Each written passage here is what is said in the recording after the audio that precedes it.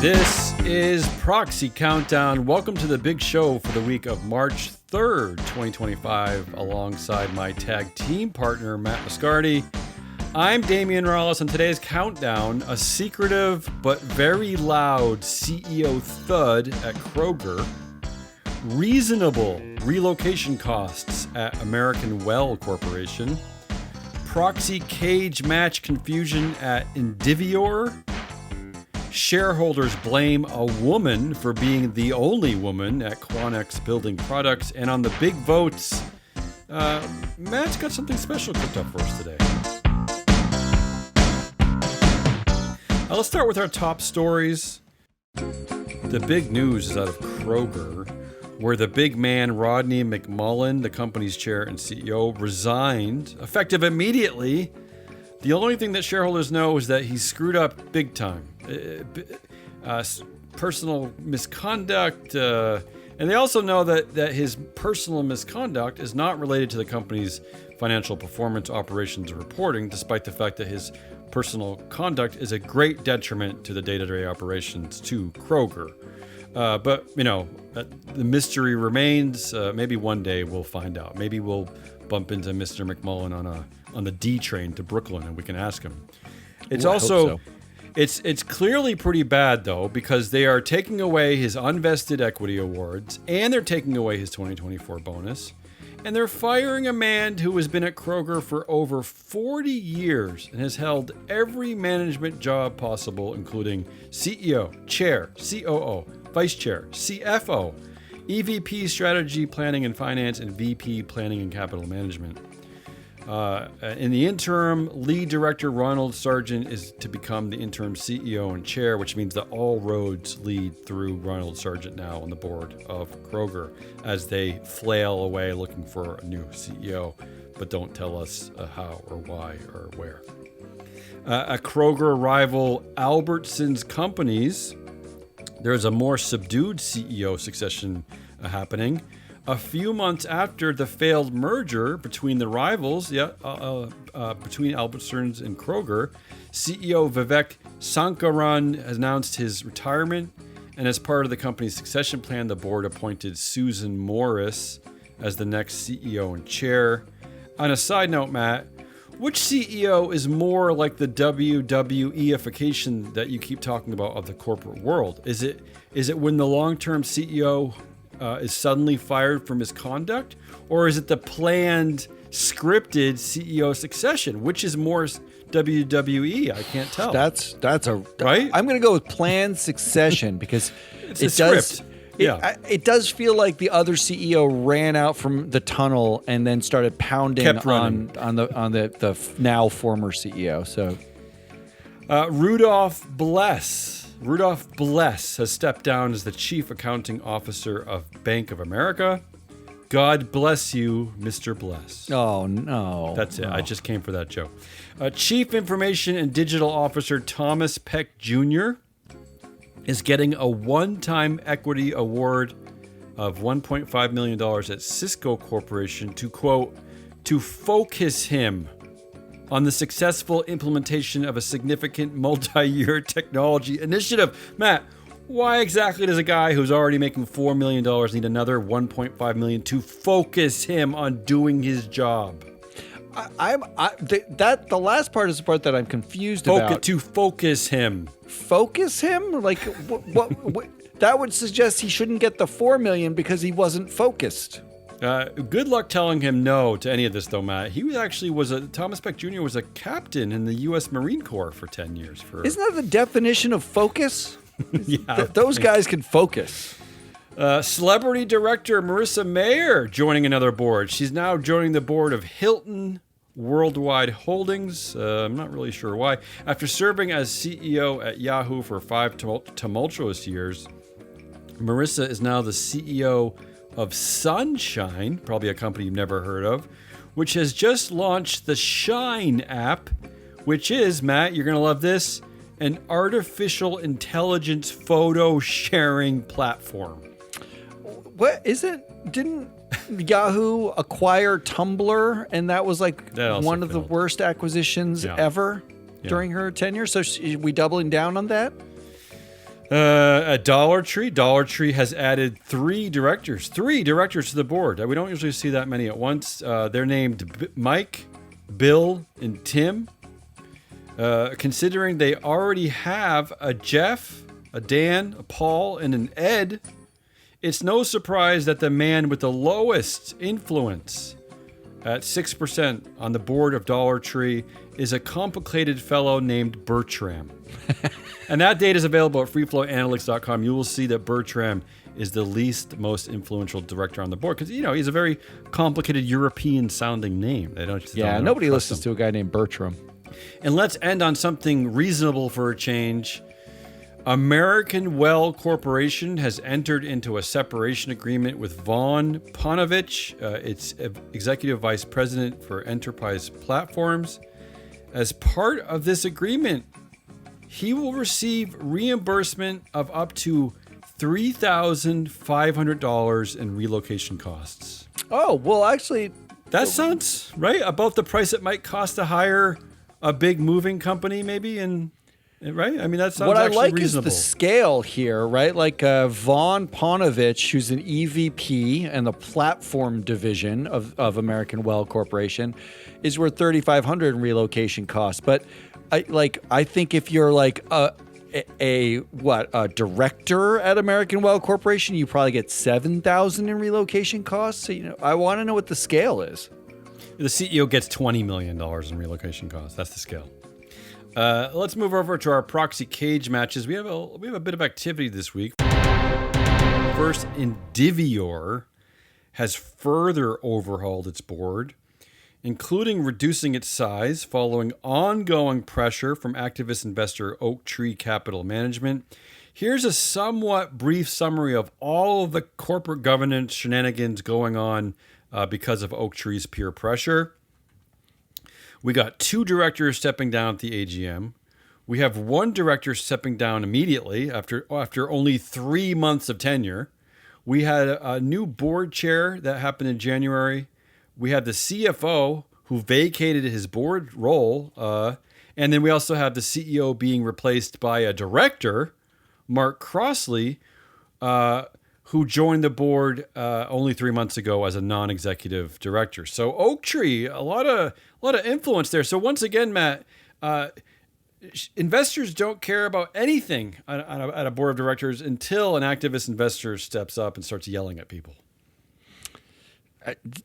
This is a repeating theme, but I want to say that we actually, so one of the things that we've done at Free Float, and we're in the real alpha, testing of it, is we've taken every single metric that we have on directors and director teams and matched them up against activist situations where an activist has come in and targeted, taking board slots. So we have over 700 activist situations in our database, and we have 220,000 directors and 10,000 companies. And we actually are using the data to try and predict which teams are weak against activists, finding the factors that are most associated with activists looking to replace board members, so that maybe investors don't have to wait for an activist. We can just look at boards that, if an activist were there, would be weak against them to begin with. Right. We talked a lot about that when Nelson Peltz once again targeted media company, Disney, right? Because it seemed like it was the right board to attack because most of the other media companies were controlled, right? Exactly. Engaged, like this one, Matt. Engaged Capital has nominated 2 directors to the board of sandwich company Portillo's, former Wingstop CEO Charlie Morrison, and Mountain Dew marketer Nicole Portwood. But the real issue on the Portillo's board actually might be director Ann Bordelon. Why Ann? Because board members are asked to name their favorite menu item in the company's annual proxy statement, just like Starbucks does with its coffee orders. And while all of the directors picked some kind of sandwich, right? It's a sandwich company. For instance, CEO Michael Osenloo picked an Italian beef dipped with hot peppers. And the chair took it a step further. Chair Michael Miles Jr. picked an Italian beef with hot peppers and cheddar. Oh. But director Anne Borderline, she merely picked chocolate cake. That's a fail. You can get chocolate cake anywhere, Anne. What are you doing? You're not selling your company. Get rid of Anne Borderline. Vote her off. That's a sign of weakness. And finally, Elliott Investment Management has nominated 7 directors at Phillips 66. Elliott is pushing for annual director elections and a restructuring of the board to 12 members, meaning that its 7 directors would control the board. So those are our proxy cage matches for the week. Before I hand it over to Matt, who has a lot for the big votes this week, let's look at our vote results table. First, let's cover some of the highlights. These are all the highlights from large cap annual meetings over the last week. First, let's look at 2 of the companies that we talked about in great detail on last week's show. The first one is TransDigm. We talked a lot about that one, Matt, but not a lot of dissent going on over there. The biggest stink was against director Gary McCullough, who had only 9% votes against. Moving over to Fair Isaac, a bit more action. 17% against Say on Pay. That's actually quite a high number these days. And 14%, unfortunately, also a high number against director Braden Kelly. Matt, let's start a new threshold. If you get above 10%, if you're a director, you should leave the board. Wow, I love 10%, that. right? I mean, because that's basically a majority, right? Is it not? I think it is now. I think by current standards, 10% is a majority. At Jack in the Box, another classic scenario where 19%, again, which is relatively really high, said no to Say on Pay, but nobody seems to be blaming the pay committee that constructs the policies, who got an average of only 5% of votes against. I never can understand that one. Ingles Markets. There's always weird voting patterns at companies that have 2 classes of directors. So the 2 Class A directors were actually voted out. All the other directors voted in. They're not they're the regular directors. And also at the same time, a shareholder proposal to increase the amount of Class A directors from 2 to 3 failed. Just a lot of odd stuff going on at Ingles Markets. So they didn't like the Class A directors, but they don't want the right to vote out more Class A directors. Yeah. And one of the problems here is that the guy who controls the company, the chair, Robert Ingles II, he controls 73% of total voting power. He also controls 23% of those Class A votes. So, So the real headline here is Robert Engel votes out 2 Class A directors. How dare you? Robert Engel II. Oh, my mistake. Yeah. Once again, pointing out the lunacy of having these controlled companies in the front. These are not public companies. They're private companies. Let's be fair. Apathy rules at Essa Farmer, where there were more broker non-votes than votes for Say on Pay. So about 7 million shares voted yes on Say on Pay, but about 10 million decided not to have a vote at all. I don't get that one. Yeah, that's weird. Have a point of view. I've never seen an abstained vote of 0, and that was also the case right? there. Bizarre. Have a point of view. And finally, an absolute classic at Quanex Building Products, where 15% of shares were against Susan Davis. All other directors received support in the mid-90s, if not higher. And here's why they targeted poor Susan Davis: because she chairs the nomination committee on a board with only 1 female director, and that's herself, Susan Davis.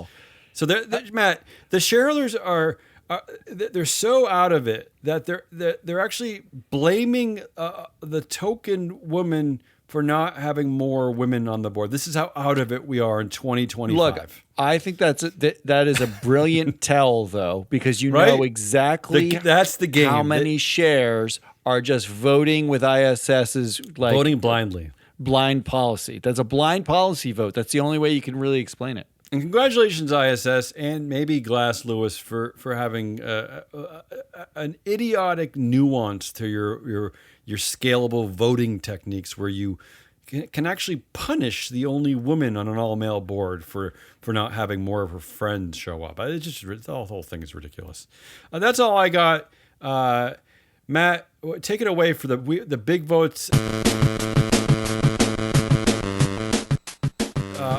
We have.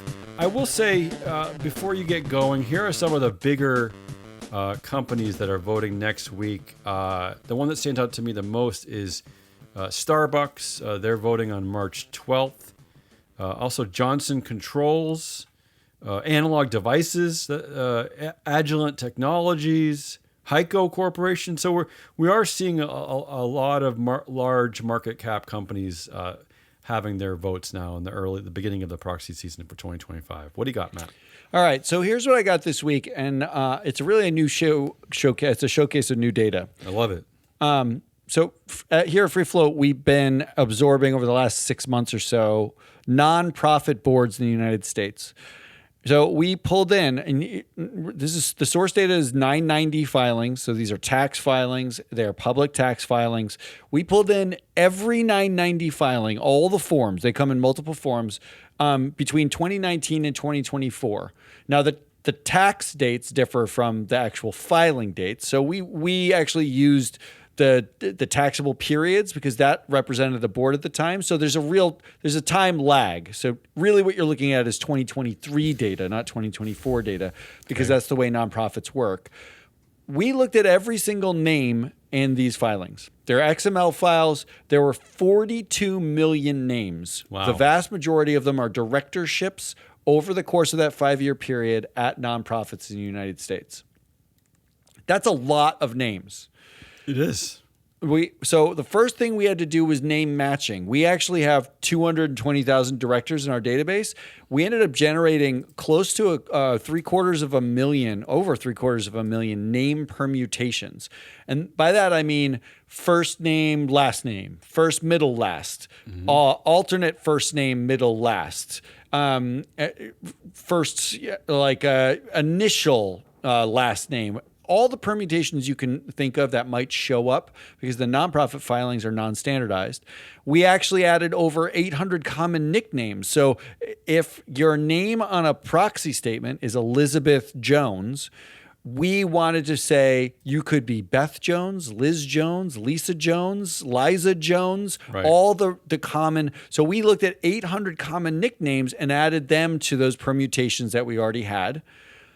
And then we tagged every name that was a common name. So if you were born in the United States in the last 110 years, we had birth records, the most common first names, the most common last names. And we looked at the top 500 of both and every permutation of those so we could flag you as a director. We needed to QA. We didn't want to say, if your name is Jim Smith, that you're the same Jim Smith who's on 70 million nonprofit boards. We wanted to actually figure out which Jim Smith is the real Jim Smith.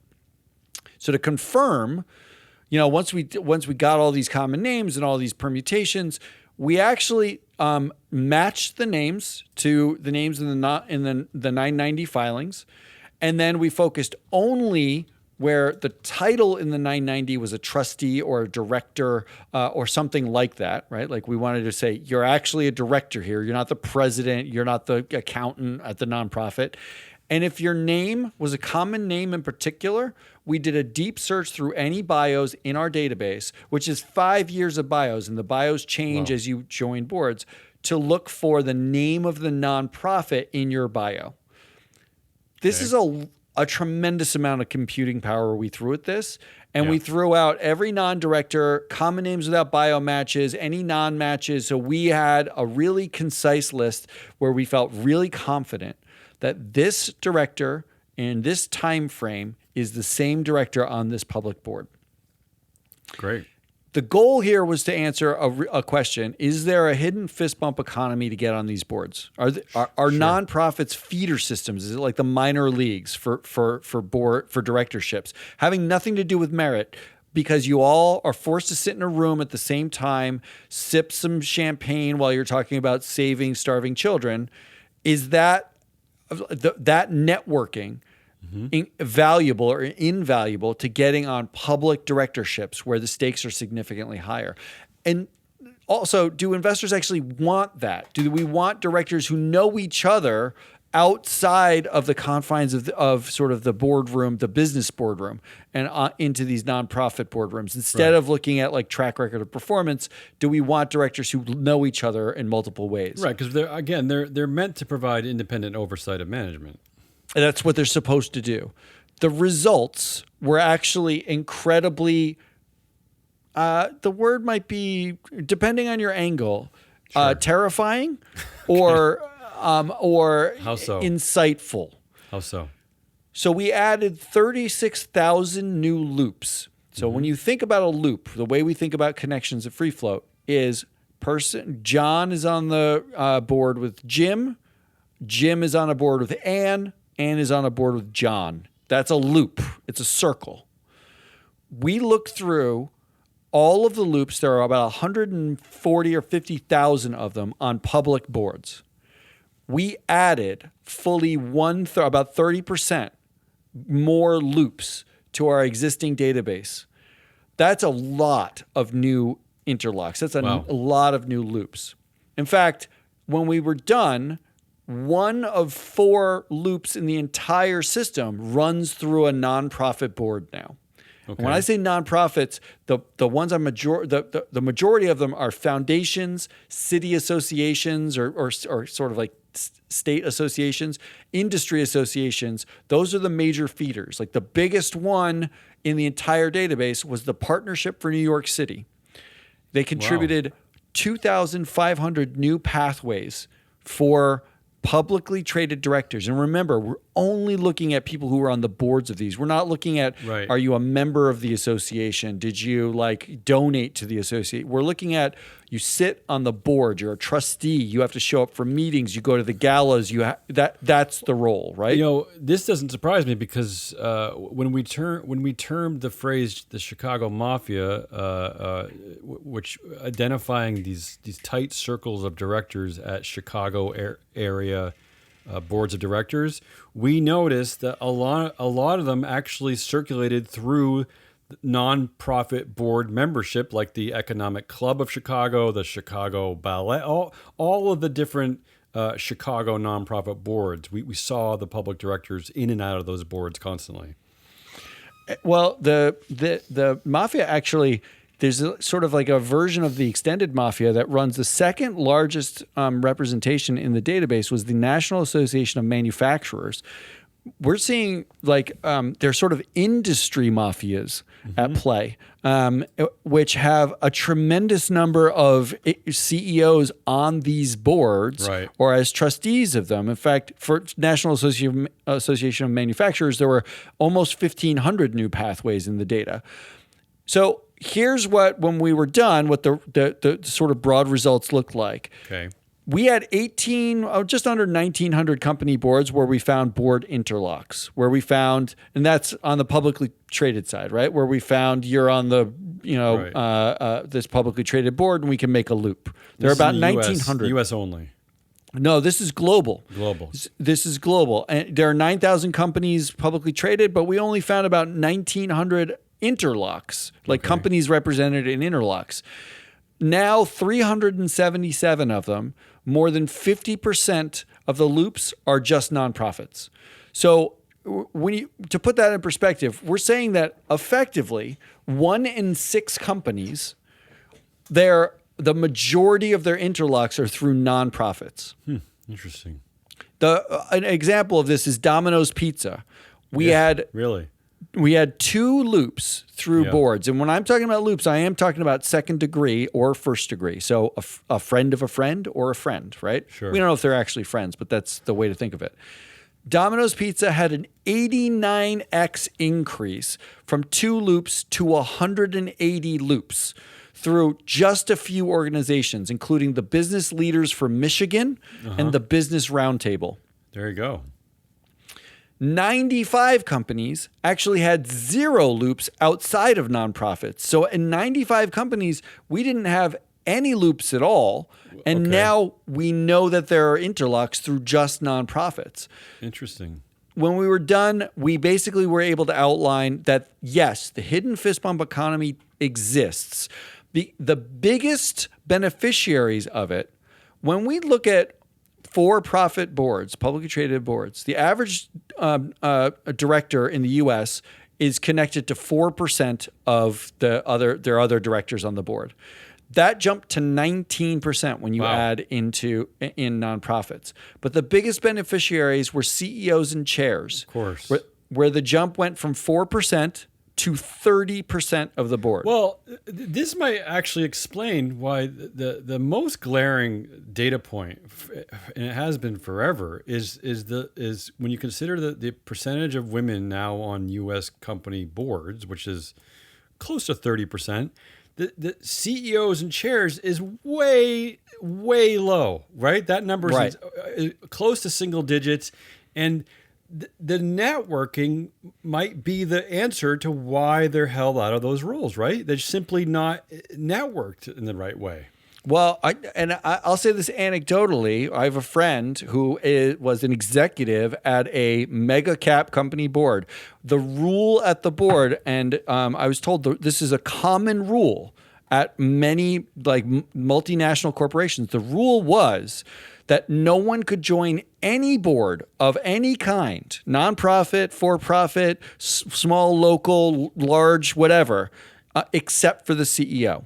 Oh, you had to get express permission from the CEO to join at all if they were going to give it to you. And the CEO was allowed to when most of the rest of the employees were not, even if they were executives. And we're seeing it in the data now. We're seeing it. As an aside, this is disheartening news for the people who actually work at these nonprofits because do you think they realize that their boards are being used basically for networking parties and not actually to help run the nonprofit? I think they know, and it's a mutually beneficial sort of system in which the nonprofit gets money They're seeking that capital, they wouldn't otherwise get, and the only trade that there is no trade on morality. The trade is on networking. So effectively, it's money raised through the nonprofit in exchange for network access. That's why you see of all things an AutoZone director on the board of the local like the Tulsa ballet company. Exactly. There's rarely, in fact, some of the interesting nonprofits that had some outsized representation were local YMCA boards. Oh, really? Because, like the YMCA of Los Angeles is, you wouldn't think you'd see it stacked with multinational CEOs. Because none of those CEOs are going to ever use the YMCA to work out in. But it's 100%. You're seeing, in the data now, we can see that there are multiple CEOs on these boards of nonprofits. And the reason why is because it's effectively hidden. No one has done this work before. You can't get access to it. Incredible. Which brings me to this week's votes, right? Oh, boy, here we go. Entirely on built on the back of this data, I'm just going to highlight a couple. Okay. All right. So, if you want more, Matt's done a lot of work here, including extra vote recommendations that he's not going to talk about in the show. Reach out to us. Reach out to Free Float Analytics. Yeah. So you mentioned Starbucks, and I'll start with Starbucks. Melody Hobson has left the board at Starbucks, yes, my favorite is gone. Yep. But she was a favorite of yours, and the reason I could never really pinpoint in the data how Melody Hobson, she's also on the board of JP Morgan, and she's been on a number of large and mega cap boards. She's a very powerful figure, and I could never quite figure out why until I saw this data. She is on the board of the Rockefeller Foundation, American Friends of Bilderberg, Center for Strategic and International Studies, World Business Chicago, and the LA Organizing Committee for the Olympics in 2028, as well as the Bloomberg Family Foundation. Wow. She has been on all of those nonprofit boards. In fact, on Starbucks. That's basically America. I mean, you just basically outlined America, everything from Rockefeller to Bloomberg to the Olympics. Almost everyone on the Starbucks board was connected to her through a Interesting. That nonprofit. doesn't surprise me. Yeah, and what we saw, at least over the past 10, 15 years of data, is that once companies started adding more women to the board, they tended to be a bit overboarded, right? Like other companies would use that woman to join their board as they all kind of race to add women to their board. So that doesn't surprise me. She's never she's never on more than like 3 or 4 of these boards at a time necessarily, but it does give you a sense, sort of a staggering sense of how these networks get built. Yeah. Because Melody Hobson by herself, she is she's a co-founder of Ariel Investments, which is a sort of mid-large cap investment manager, right? Like nothing big. Nobody would write about Ariel Investments, no offense to Ariel Investments, but that's not where the feeder fund of board members are really coming from. Especially compared to like JP Morgan, right? Exactly. So that was one interesting thing. There wasn't a lot else interesting on the Starbucks board per se. Except for the drink orders. I love those drink orders. Yeah, well, and we can come back to those. Maybe we should post those because I did do a deep dive, a 7-year dive in the different board members' drink orders. Put that on LinkedIn because I want people to see the drink orders of a former director Clara Shih. I want people to really pay attention to her. Well, what I liked about the drink orders is when I ported in Free Float's influence numbers, there did seem to be a loose correlation between the simplicity of the drink order, such as a dark roast black, and the level of influence, where you had more influence Is that right? with simpler drink orders. Yeah. I don't know that that's a real correlation. I just thought it was funny. I think it is. I thought it was funny. Yeah. What else? Moving on. Let's focus on Agilent Technologies for the large cap. $35 billion company, yeah. The biggest pathways for Agilent Technologies actually run through the Biotechnology Innovation Organization. Biotechnology Innovation Organization I'd never heard of, but is a industry organization where almost every biotech CEO has been on it at some point or another. A tremendous amount of flow through in that particular industry. And this is a common theme, a lot of flow throughs. But in pharma and biotech, what's interesting is it's not just CEOs. Like at National Association for Manufacturers, it's almost all manufacturing CEOs. Biotech Innovation Organization includes academics. You see medical researchers, presidents of colleges and universities where there's a lot of medical research. You see like ex-NIH, like basically your doctoral candidates all go through these places. And nonprofits are a key pathway for academics to get on boards. We don't know what comes first, the chicken or the egg, whether they get put on this, a public board first and then this, or vice versa. But there's way more of them on these sort of like organizations, these nonprofit organizations, than there are on public boards. There is some good evidence, or some at least early evidence, that if you want to find an academic for your industry, you're probably going to meet them at one of these nonprofit organizations that deal with the industry. Yeah, it explains how they met them in the first place. Sometimes I'm surprised to see a college president on one of these boards because where exactly do these corporate types meet these smart people? So in terms of Agilent's actual votes this year, they're a staggered board. There's only 2 directors up, Dr. Otis Brawley and Dr. Mikhail Dolston. I would have voted no against Otis Brawley because of his connections, except that this vote matters significantly less than the shareholder proposals because there are 2. One is remove supermajority on the voting for the company, and the board recommendation is for that. Remove the super. So it's a rare case where the board is agreeing, get rid of the supermajority. They're agreeing with the shareholder proposal. Yes, and the second one is removing the staggered board entirely. Yes, absolutely. And the board's recommendation is no recommendation. I don't know how many times I see that. Really? They didn't say vote for or against. They said Agilent's no giving recommendation. up. I bet you that'll pass then. So my recommendation is you vote for both of those. Sure, of course. And then next year, you can get rid of the super tenured directors, Heidi Kunz, who's been there for 26 years, Wow. George Scangos, who's been there for 15 years and is super interconnected, and Ko Boon Hui, who's been there for 23 years. You can actually vote out the board members that don't make sense instead of waiting for their stagger. What else? What other companies are you looking at? All right, so here's a middle school player. It's a $7 billion company, National Fuel and Gas Company. National Field. Yep. Now, I picked them because it's an 11-person board, and they didn't have any board interlocks inside of 2 degrees until I added the nonprofit board data. Yeah. When I did, I found out that 39% of the board influence between David Bauer, the current CEO, Ron Tansky, the ex-CEO, and he was the company attorney as well, and Jeff Shaw, who's the CEO of Southwest Gas, they actually all run through the American Gas Association Board of Directors. Interesting. So 3 of the board members have interlocks through one association, industry association.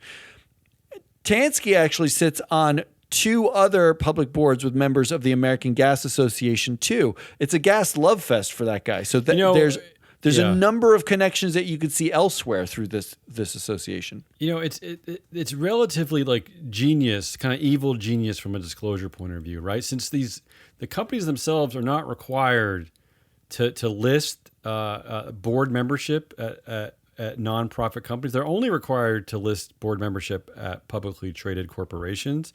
You can actually quite easily hide all the connections that your board members have together. You don't have to report this data. Exactly. And which is what makes it sort of, I think evil genius is probably the way I should have described it at the top.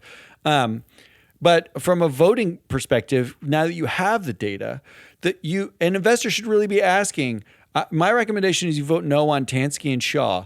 Should you have an ex-CEO and a guy who's been there? Both have been there for 11 years together.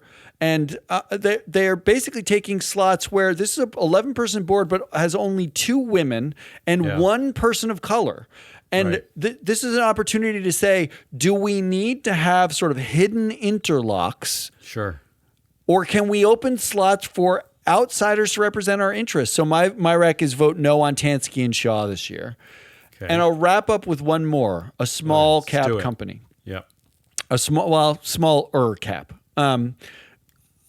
The last company I want to talk about is Maximus. Is that a real company, Maximus? It is a real company. So I never heard of it. It's a $4 billion company, 8-person board, no interlocks inside of 2 degrees.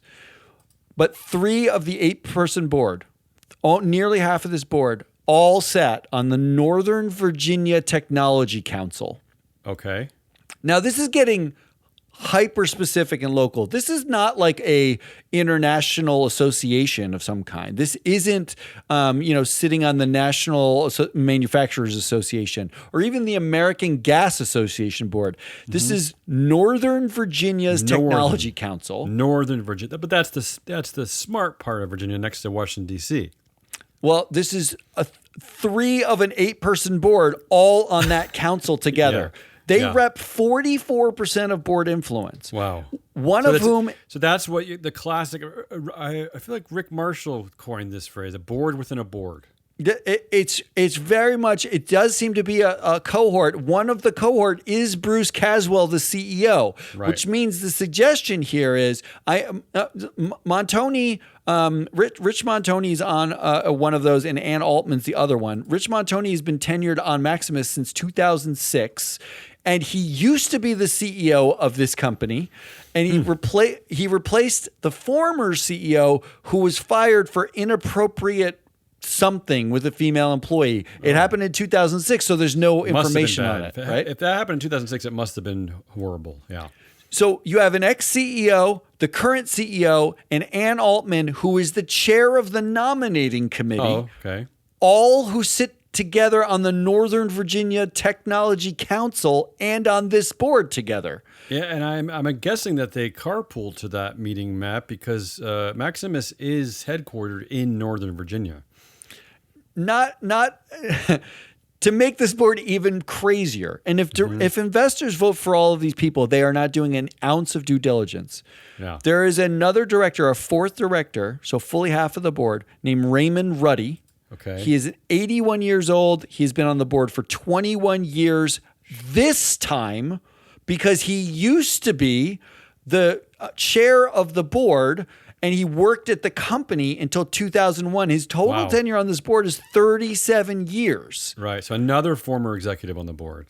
Raymond Ruddy is the highest paid director on this board and has the most shares on this board, but is not the founder of the company. And I can find no evidence that he was the CEO. He's just been around for a really long time. Yeah.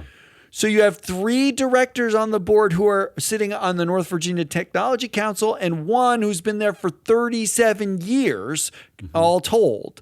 This is a board that is entirely compromised.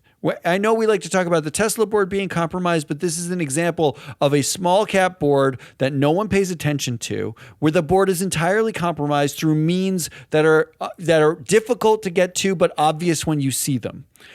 My recommendation is you vote no on Montoni, no on Ann Altman, and no on Raymond Ruddy.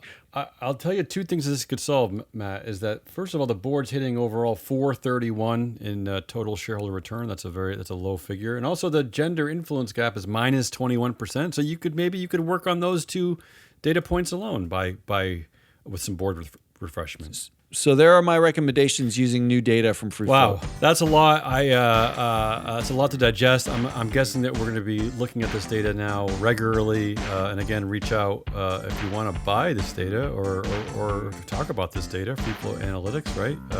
That's an exciting new data set. That's it. That's the proxy countdown for the week of March 3rd, 2025. Join us next week when we jump back into the alternative democracy pool. Forever on the lookout for shareholder shenanigans, dopey directors, and scandalous CEO pay ratio.